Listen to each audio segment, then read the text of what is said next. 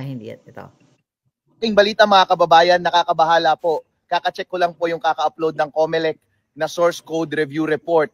Hinanap ko po doon yung hash code ng naka-install na software doon sa automated counting machines na nakita ko nung final testing and sealing day. Hinanap ko po doon, pero doon sa audit report, ang na-audit lang nila ay hanggang sa 3.4 version. Yung naka-install po doon sa automated counting machines ay 3.5 version. Kaya yung hash code na nasa machine ay 0438. Yung 0438 na hash code na yon starting ay wala sa mga hash codes na nakalabas doon sa audit report ng source code na nilabas ng COMELEC. Ibig sabihin po, yung naka-install sa mga automated counting machines ngayon na version 3.5 na may hash code na 0438 ay hindi yon kasama sa mga na-audit ng Technical Evaluation Committee ng COMELEC. I-check nyo po dito, ililink ko po dito sa comment section ng post na ito, yung dokumento na yon para kayo po mismo ang makapag-study ng document na iyon.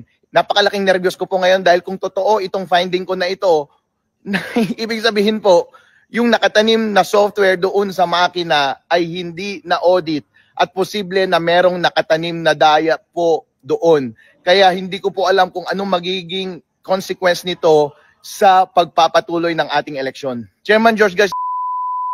Yung election return, that's a cheated document. Based on that, sa kanyang sinabi, sa official statement ni John Lee, the election return becomes a cheated document. A document that bears falsity. It's false. So kahit pa i-transmit mo yan sa munisipyo, i-transmit mo yan sa COMELEC server, i-transmit mo yan sa transparency server, tutugma yan. Dahil isa lang ang source nila, niyari yan sa loob ng makina sa presinto.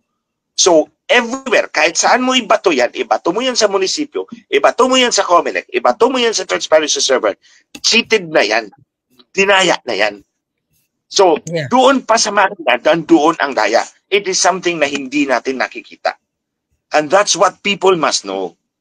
Kasi, there is, ito, mga kababayan, I declare, tinawagan kita, pinakiusapan kita kung pwede i-post kasi nga ginorgor ako. Tinanggal nila ako sa Facebook 3 months before the elections and 3 months after the elections to make sure I cannot speak. That's how insidious that George Garcia is. Because he wanted to please his boss, si Lisa Marcos. So, nakiusap ka ako kay Ate Claire nga kung pwede ipalabas na hinahunting ng kapulisan at ng COMELEC si John Lee the following day. Kasi binulgar ko, actually nangyari yun June 6, di ba? Ate Claire, June 6. May 6. May 6 pala, May 6, sorry. Natanggap ko, nangyari yun May 6 ng umaga. Na-report sa akin May 6 ng gabi.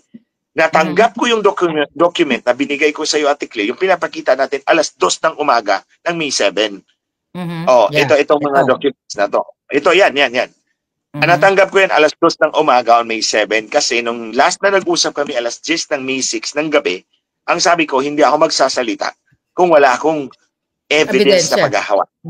Oo, dapat may ebidensya akong paghahawakan. Kasi alam ko naman, ang COMELEC, ang sindikato sa COMELEC, ang sindikato ni George Garcia, lilinawin ko yan, is after my head. Hindi nga lang nila ako mapinpoint kung saan nila ako titirahin kasi so far, malinis naman yung mga pinalalabas kong dokumento. It can stop in court. So, natanggap ko yan alas 2 ng umaga ng May 7. Pero hindi galing kay John Lee. Hindi si John Lee ang nagbigay sa akin yan. Iba. Yung mga concerned na hindi si John Lee ang nagbigay sa akin yan, Ate Claire. Ibang tao nagbigay sa akin. Ibang tao. Pinadala 2 a.m. Kapalo ang isa 4 a.m. 4 a.m. Ibig sabihin, hindi natutulog yung mga tao doon because they were so concerned. Takot sila sa nangyari nung na-discover it. Well, they discovered it by chance. So, the following morning, dahil may telephone number dyan, may pangalan, may pirma, kinontak ko si John Lee at naka-English kasi yan eh. So, I translated it back in Cebuano because Butuan is Cebuano and I speak Cebuano. So, Bisaya kami. Para klaro. And pinanindigan niya yan. So, that's when, nung pumunta na ako dun sa COMELEC, nung sinigawan ko si George Garcia at hinamon ko na bumaba ka dyan, nandito na ako sa harapan mo, sa bakuran mo, sinugod na kita, bumaba ka dyan, huwag kang magbakla-bakla. Sinabi ko na yan. Nulgar ko na yan. Yep. You see, Ate Claire, mga kababayan, pinapakita ko sa inyo na hindi ako takot sumugod sa lugar ng mga demonyo. Correct. Sinugod. Buti na lang, kasama ko si General Rio, kasama ko si General Romeo Pocis, si Captain Ray Valeros. Yung People's Initiative, at least may backup ako. Pero, kahit naman ko ako lang mag-isa, pupuntahan ko pa rin, susugurin ko pa rin. Kaso nga lang, wala akong sound system. Sila may sound system. Yeah. Napantala ko na. Actually, Ate Claire, nung nagsimula ako magsalita, ang mga pulis ang unang nakita kong nakinig. May mga pulis dun eh. Ang mga pulis ang unang nakita kong nakinig. Tapos may fair sa harap ng Comelec noon, may fair. Tapos nakita ko na din yung mga tindera, nakaharap na sa akin. Kasi nasa likod kami nila eh. Nakaharap na at nakikinig. Tapos sa dulo, may mga foreigner. Sa kabilang side naman, may mga foreigner na nag-wave, nagtathumbs up. Kaya nag-English na naman ako dyan. Tapos sabi nga ng kaibigan ko, attorney, ay, sandali. Ayan, 469,000 views na yan ngayon, Attorney Glenn, at saka maraming share na rin, ano?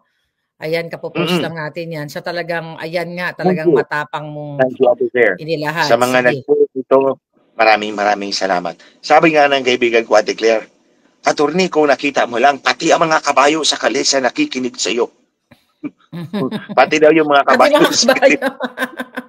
Di ba? Buti mga... Ate Claire, sa Roma yan eh. May mga maraming turista dyan eh. Yun nga, may marami ako nakita. They were, hindi nila naintindihan because I was speaking in English, but they were, nagtathumbs up sila. So, nag-English lang po. Tapos pumalakpak yung iba, tapos nagbibideo sila. So ngayon, sabi ng kaibigan ko, attorney, pati yung mga kabayo sa kalesa nakikinig sa'yo. In other words, anyway, I attend that day because, di ba ang opening statement ko, George Garcia, ilang milyong Pilipino ang dadayain mo sa darating na halalan ngayong Lunes. Di ba? That's as categorical allegation as it can be. Pero anong ginawa ni George Garcia, mga kababayan? Kinaspan ba ako? Hindi. Bumahag George Garcia. George Garcia, ilang Pilipino ang dadayain nyo ngayong darating na halalan sa Lunes? 1 milyon. I accuse you publicly and categorically. Ayan. Bumaba ka dyan. Tingnan natin kung kaya mong harapin ang ebidensyang nakalap ko sa 15 taon na kinalaban ko kayo. Ang dayaan. Yan, okay. Pinakita lang natin, brother. Okay, go ahead. Going back. That's actually 10 minutes and 50 seconds. 10 minutes. Yung kay General Romeo po, yung first part lang yun. So, pinapakita ko sa buong sambayan ng Pilipino na wala akong takot. Sugurin sa bakuran mismo ng Comelec, hamunin yung kanilang, actually yung 7 eh. Yung chairman at yung 6 na commission, sinabi ko, bumaba kayo lahat dito.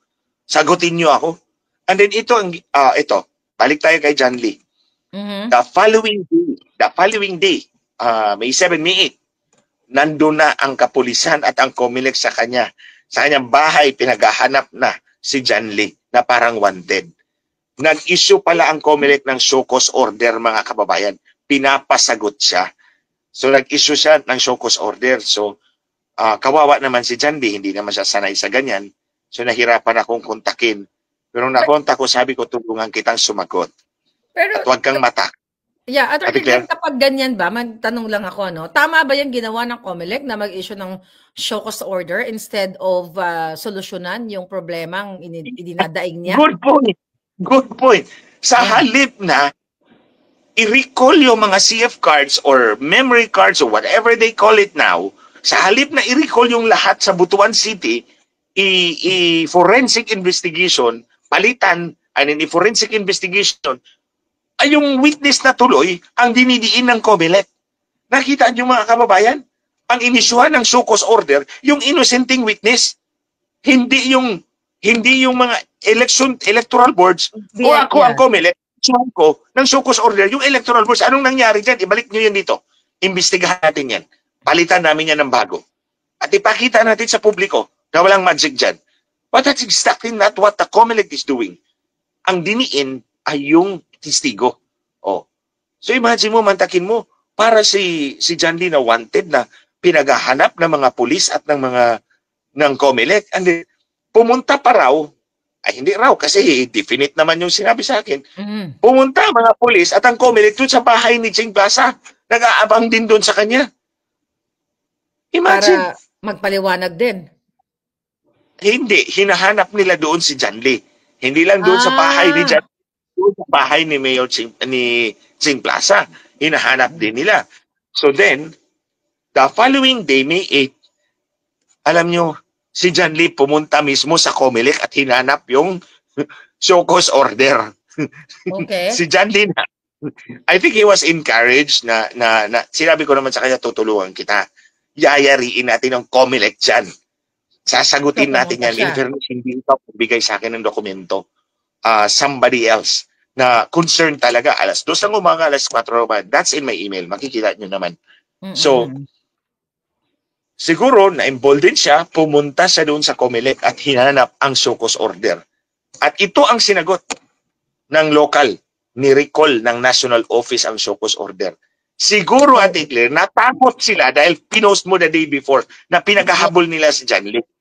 Yeah, binunyag natin yun eh. Kaya napaka-effective nitong ating platform, no? Kasi natatakot yung mga... But I believe that this platform is very effective. Nakita nila na binulgar na natin na pinaghabol nila si John Lee na parang kriminal. When in fact, he was only telling the truth. So nung pumunta si John Lee the following day, kahapon, hiningi yung show cause order. Ang sabi ng local COMELEC, ni-recall ng office sa Manila. So wala na siyang show cause order. Ngayon, natakot, mga palangga. Good! Natakot.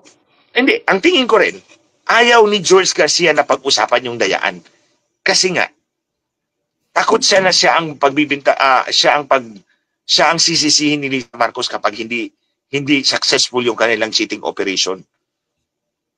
Tulad nito, Ate Claire, mga kababayan, nakita ninyo yung YouTube video ko, yung 1 hour and 47 minutes.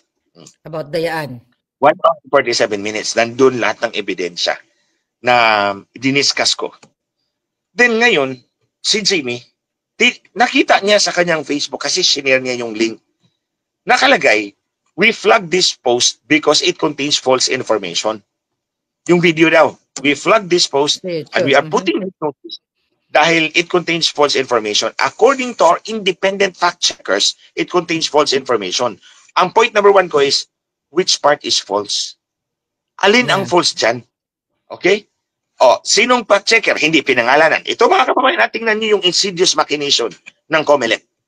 Hindi pinangalanan kung sino yung independent fact checker para ma-trace ko. Kasi I'm willing to challenge them. Patunayan nyo na false yan. Because hindi false yan as far as I'm concerned. In fact, kung false ang pinagsasabi ko, kinasuhan na ako. The fact is, si Smartmatic, hindi ako kinasuhan ng defamation. When in fact, ang mga pinagsasabi ko is very defamatory to them. If it's not true. For 15 years, mga kababayan, I fought Smartmatic in and out of the halls of the Senate, in the Supreme Court, in the COMELEC, hindi ako kinasuhan. Out in the streets. 15 years yan. Ilang defamatory imputations ang pinagsasabi ko, hindi ako kinasuhan. Dahil alam nila, good motives and truth is a defense. Ito, si COMELEC, kinasuhan din ba ako? Hindi. Gusto akong ipakulong ng Brillantes. Ayan, namatay siya. Nakalimot ng paghinga. Dahil sa kakahabol sa akin na COVID. You see, mga kababayan, may direct causal relationship yung kanyang cause of death sa paghahabol niya sa akin kasi katatapos lang yun ng lockdown, lumabas siya, nakipag-meeting sa mga commissioner para idiin na pirmahan yung resolution na kasuhan ako. Ayaw na mga commissioner ng COMELEC. That's the truth. Ayaw na mga commissioner na pumirma doon sa resolution ni Brillantes. Pero ginigiit ni Brillantes, kasuhan nyo na si Glenn Chong. Ayaw nga ng mga commissioners ng COMELEC, ni Abbas. Ni Abbas yun. Si Abbas yun. Ayaw nilang pumirma. Ayaw nila akong kasuhan. Hinabol, pinilit ni Brillantes. Ayun, nagka-COVID. Deadball. So may direct causal relationship. May direct causal relationship, yung kanyang cause of death, sa kanya paghahabol sa akin to falsely accuse me. So kasi kung if I were making false statements, edi yung komisyon ni Abbas nagkaso na sa akin dati pa. Yes. Si Bautista. So, bakit hindi? Grabe Yes, yung, so nababahala talaga yung mga tao dahil talagang yung in-expose natin dito. dadayain talaga yung eleksyon natin, Ate Claire. Dadayain yan, sigurado ako. Yeah, ang tanong ni Senon Abanador, Attorney, bukas pagkaboto ba namin, pwede namin makita ang election returns ng ballot number namin? No, wala yan sa rules. Hindi nila pinapayagan yan. Sa final testing and sealing yung na-discover yun. That's a good point. That's a good point niya. Pwede ko bang matrace yung aking balota doon sa election return? Ay, sorry. Nag-slide yung phone ko. Pwede ko bang matrace yung balota ko doon sa election return? Hindi papayag ang electoral board. Ang sasabihin nila, wala yan sa resolution 11076 and 11098. Wala yan. Hindi pinapayagan nila yan. So, sino lang ang makakakita niyan? Well, this anomaly was discovered by accident dahil tinignan nga nila Chan Lee. In all other precincts na nag-final testing and sealing, hindi nila ginawa yan. Dito lang, sa presintong 240, Barangay Santo Niño, Butuan. Pero, di ba, after election tomorrow, dyan sa Pilipinas, anong oras ba natatapos? Alas 7 ng gabi? Alas 7 ng gabi, Alas 7 ng gabi. So, ang makakakita ang magbibilang ng boto, syempre, alam natin na si Lisa Marcos ang magbibilang ng boto dahil calibrated na yan. Pero ang gusto kong gusto malaman ng ating mga kababayan, doon sa mga precinct na yon, yung electoral returns, sino ba ayun makakita? Poll watchers, mga kandidato, paano ba? Yes. Ganito yan, Ate Claire. Okay. After bumoto yung mga tao, after bumoto ang mga botante, i-close yung poll. Meron yung pipindutin, close the poll. After that, count the ballots or count the votes. So, pag pinindot mo yung count the votes, that's when the cheating happens. Or even before that. Or at the moment na pinindot mo yung count the votes, that's when they wrongfully count the votes. Mali na yan. Then, print 8 copies of election return. First 8. Kasi 30 yan. First 8 copies, then transmit, then print 22 copies. Basically, yun. Close the poll. Okay, voting the whole day. And then from 5 a.m., senior citizens, bumoto na kayo para hindi mainit. It's good for your health. Anyway, maaga naman kayong gigising. So, might as well use the opportunity para ma-unclog yung presinto, marami pang makakaboto. By 7 o'clock, yung mga nakapila pa, within a radius of 20 meters ata yun, they are allowed to vote, even if lumagpas ng 7 o'clock. Basta nakapila ka. And then the EB will go out, ililista yung pangalan, and then they will call one by one. Pero after that cut-off, wala na, hindi na pwede. So after that, close the poll, pindot si teacher ng close the poll, count the votes, so dito na yung daya. Then print election returns, 8 copies. Then transmit, then print 22 copies of election returns tape. Then pagkatapos ng print audit log, then shut down. So yun. Okay. So, 1 copy of the election return, ipopost yan doon sa pintuan ng presinto for everybody to see. So, ipopost yan doon. All the rest, meron yang designated majority political party, minority political party, meron yan. Local, national. So, meron yang copy. Tapos yung final copy, yung isang copy, doon sa loob ng makina, i-retain yan. If I remember right. So, pero paano? Lahat ng copies na yan, daya na yan, dinaya na yan, even before you press the count the votes. Of course, ang makina lang na bibilang, hindi natin nakikita, hindi natin na-verify Yeah, so if that's the case, anong hakbang na pwede talagang gawin ng mga kandidato? Let's say, kunyari ako, makandidato ako ng councilor lang, o kunyari, dyan sa presinto na yan. Pwede ko bang, if I have the capacity, maglalagay ako ng 2 tao dyan, o sige, pwede bang tanungin yung mga tao, parang exit poll na, o sino binoto mo? Pwede bang ganun? Yes. Exit poll is allowed, but you have to follow certain guidelines kasi merong guidelines ang COMELEC niyan. Ginawa ko na yan noong 2013. Okay. They can do that. Pero yun na nga, Ate Claire, sasabihin ng COMELEC, it is not scientific. It is not reliable. Pero kung tatanungin niyo ako, paano natin malulusutan yung daya? Yeah. Ibuhos nyo yung boto nyo sa kandidatong gusto nyong ipanalo. Like for example, mayor, For example, in Lapu-Lapu City, 3 silang tumakbong mayor. Siyempre, isa napupusuan mo, napupusuan ng kapitbahay mo, ng mga kaibigan mo. Go out and tell them to go out and vote. Iboto natin, ibuhos natin yung boto para sa kandidato natin. Kasi nga, ang sinasabi ko sa inyo, palagi Ate Claire, ang cheating is not a zero-sum game. Hindi yan, example ha, ito. Example to doon sa kay Congressman Villapuerte. Kasi nag-forum kami sa Green Hills sa Club Filipino noong Friday. Ikwento ko na lang to as an update. Dito tayo mag-way doon sa example. So, inimbitahan ako ng media forum doon sa Club Filipino sa Green Hills sa Friday. Kasi nga, sinisigawan ko na si George noong Wednesday. So, siyempre, na-attracted naman sila. Sige, punta ka dito. So, pumunta ka doon. Ang nandun ay one of the panelists I was one of the panelists. One din si former COMELEC chairman Winnie Monsod.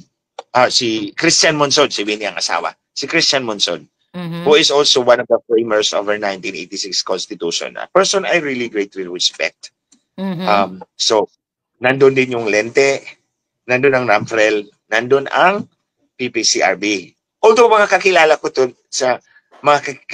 sila lahat. Itong representative ng si Atty. Sirito, si Dr. Arwin, si Marcor Acol sa Namfrel. Kakilala ko yan sila lahat.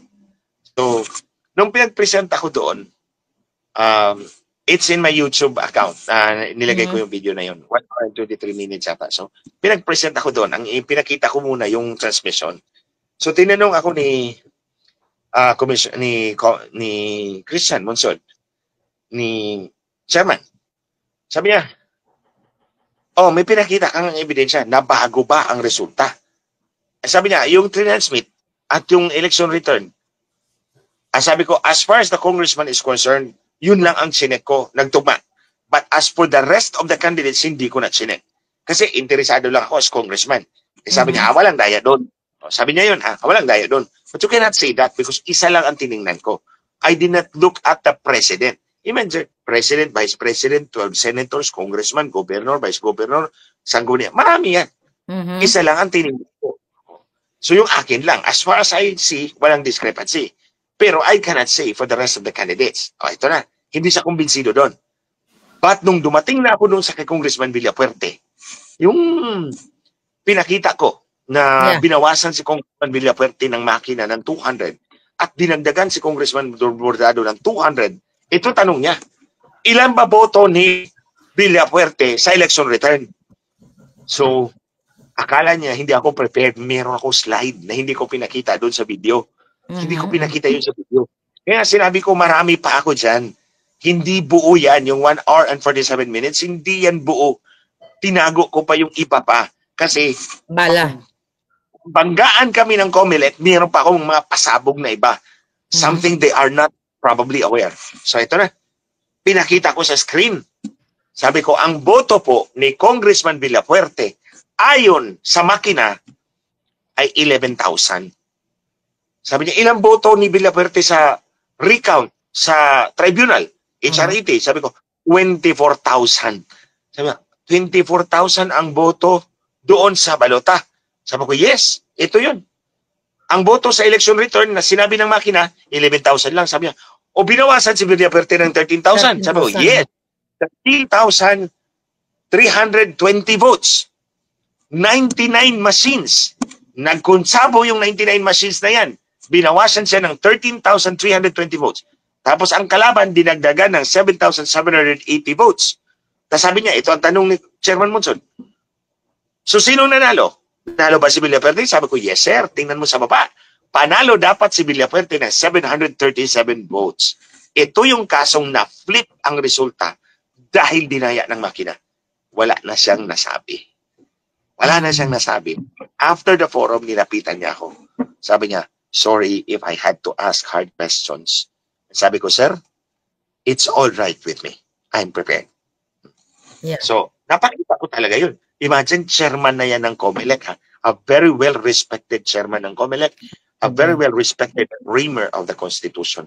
1987 Constitution, Christian Monson. So napakita ko sa kanya, ito yung example na si Villapuerte dapat ang nanalo ng 737 votes. Klinip ng makina.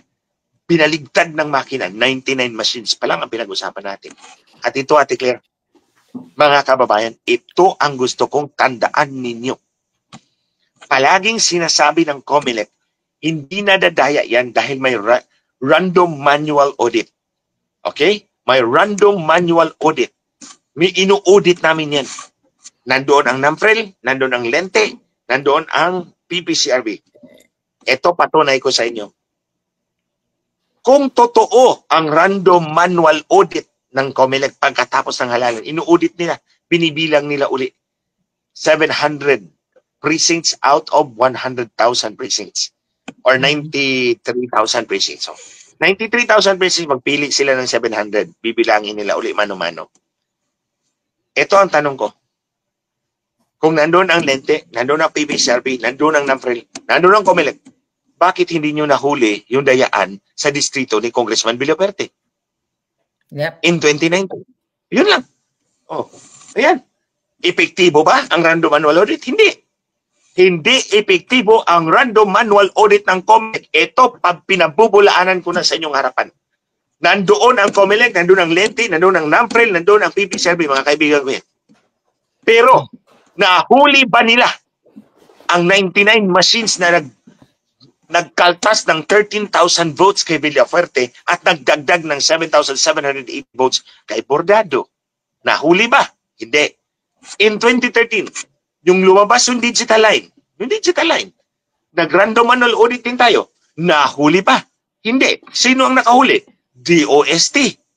Oh. Ito yan, oh. Oh. So, ibig sabihin, ibig sabihin, mga kababayan, yung digital line, nakita nyo, di ba? May 2013 doon sa video. May linya na tumatagos sa upan at binoboto ng makina kahit hindi mo binoto. So, eto, na-flag ba yun ng Lente, NAMFREL, PPCRB at COMELEC? Hindi. Sino nakadiscover? Yeah. Department of Science and Technology Technical Evaluation Committee. Bakit na-discover? Dahil binungkal nila yung 7 machines. They dismantled 7 machines and that's when they found out na, uy, bakit may lumalabas na linya sa balota? Doon sa balota ng botante, walang linya. Dito sa makina, yung picture, may linya. At binoboto ng makina yung hindi binoto ng botante. O na-discover dahil dinismantle ng DOST Technical Evaluation Committee. And that's in the record of the Senate hearing. December 10, 2013, nag-hearing kami niyan. Nandoon yan, sila ang nagbulgar niyan. Hindi na-discover ng Lente, NAMFREL at PPCRB. So anong didiscoveryhin ngayon? Ng Lente, NAMFREL at PPCRB? Wala pa rin. Dalawang beses na yan, ha? 2013, 2019. Walang na-discover. So, attorney, may tanong dyan kanina, no, na ano.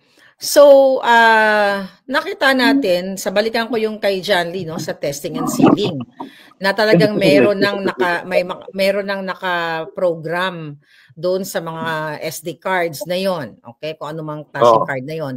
Then, ang sabi mo kanina, kailangan i-boost natin ang boto sa ating kandidato na napupusuan. Paano yon? Kung, let's say, na-boost na natin, pero nakakalibrate na nga doon sa SD card. Paano natin ma-counter yan? Good point, Ate Claire. Good point. Good point. Galing mo talaga.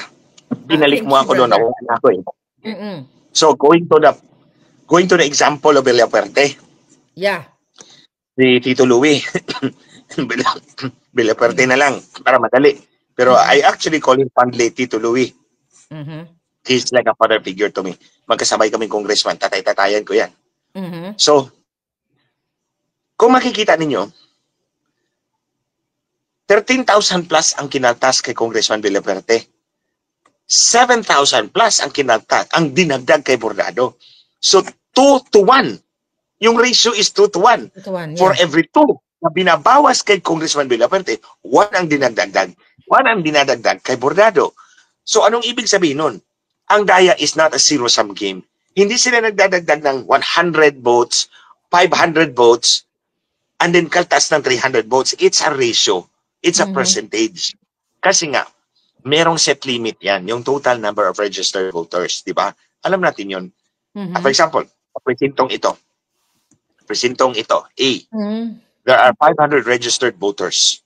Okay. Hindi ka pwede magdagdag 400 sa isa kasi baka lumagpas yung boto. Lumagpas, mahuhuli ka, di ba? For example, tayo, ikaw si candidate A, ako si candidate B. Ikaw dinagdagan ng 400, pero may boto pa ako. Hindi ako kinaltasan. Ang boto ko 200, tapos dinagdagan ka ng flat 400. 600 na yung boto, hindi. Mahuhuli. So that's, hindi siya zero-sum game, hindi siya whole numbers, kundi percentage.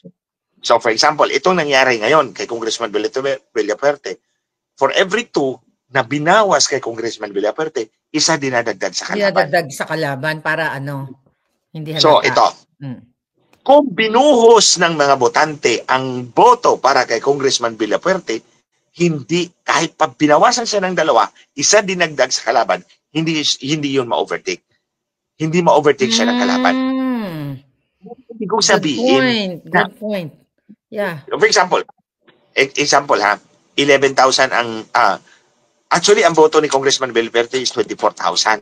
Diba? 24,000 doon. Kung binuhusan mo pa yan ng mas marami pa, kung binuhusan mo pa ng marami, kahit kinaltasan siya ng 13,000, let's say, nagdagdag ka ng 10,000, or 15,000 more sa 24,000 niya. So, na meron siyang 39,000. Binawasan siya ng 13,000, panalo pa rin siya. Panalo pa rin siya.